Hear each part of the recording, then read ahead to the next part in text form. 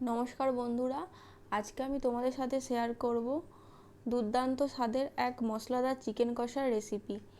এই রান্নাটা দেখতে যতটা সুন্দর, খেতে তার থেকেও অনেক বেশি সুস্বাদু। চলো তোমাদেরকে দেখাই রান্নাটা কিভাবে করেছি। আর প্রথমেই বলে রাখি, আজকে রান্নাটা হবে কাঠের উনুনে। প্রথমেই কড়াইতে তেল গরম করে তাতে দেওয়া হলো এলাচ, দারচিনি এবং লবঙ্গ।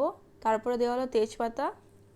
এবার দেওয়া হলো পেঁয়াজ কুচি, টমেটো এবং কাঁচা লঙ্কা দিয়ে মশলাগুলো ভালো করে কষাতে হবে। এবার এর মধ্যে দেওয়া হলো আদা রসুন বাটা এবং 4-5টা মতো কাজু বাটা।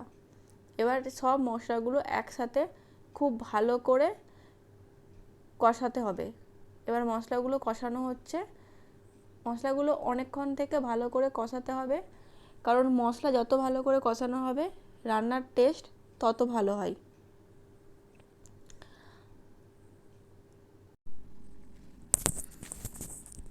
এখন মশলাটা কষানো চলছে, আর একটু তেল কম ছিল তাই আর একটু সর্ষের তেল অ্যাড করলাম রান্নাটার মধ্যে। কিন্তু আমরা খুবই কম পরিমাণে তেল আজকে রান্নাটা ইউজ করব। তেলটা অ্যাড করার পরে মশলাটা আবার কষানো চলছে। মশলাটাকে ভালো করে কষাতে হবে। মশলা যত ভালো করে কষানো হবে রান্নার টেস্ট তত ভালো হবে। এবার এর মধ্যে অ্যাড করলাম লঙ্কার গুঁড়ো, হলুদ গুঁড়ো দিয়ে মশলাটাকে আবার কষাচ্ছি। আর বলে রাখি, আজকে রান্নাটা কিন্তু আমি না, করছে আমার ননদ, মানে হচ্ছে বোন।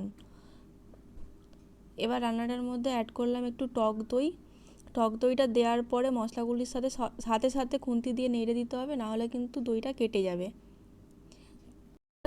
দইটা কোনো পাত্রে ঢেলে ভালো করে ফেটিয়ে তারপরেও দিতে পারো।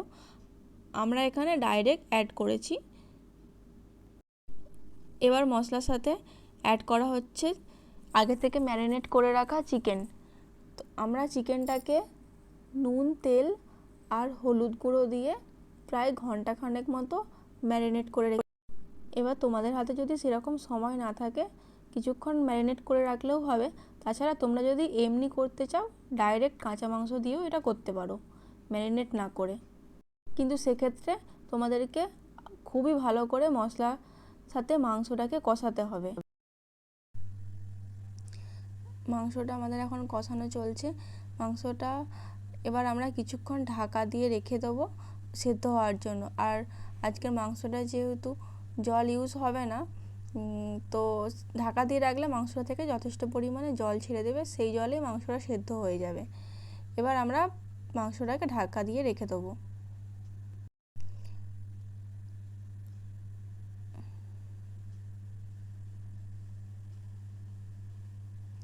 ঢাকনাটা খোলার পরে চিকেনটা থেকে যথেষ্ট পরিমাণে জল ছেড়েছে, আর তার সাথে যেহেতু এটা স্কিন সহ চিকেন ছিল, তার সাথে তেলও ছেড়েছে অনেকটাই।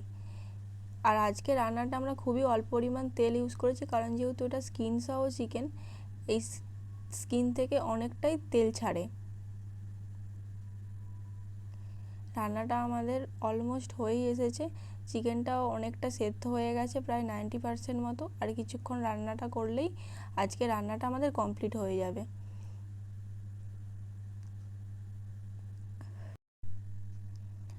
আর তোমরা দেখো রান্নাটার কালারটা কিন্তু এখনই অনেকটাই সুন্দর এসে গেছে। আর কিছুক্ষণ করলে রান্নাটার কালার জাস্ট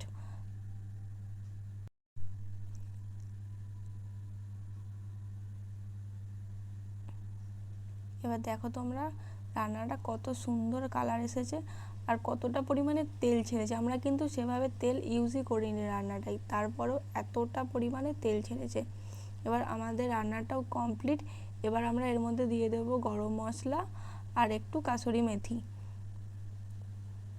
এবার আমরা এটা একটা পাত্রে ঢেলে নেব, নিলে রেডি আজকে আমাদের মশলাদার চিকেন কষার এই রেসিপিটি।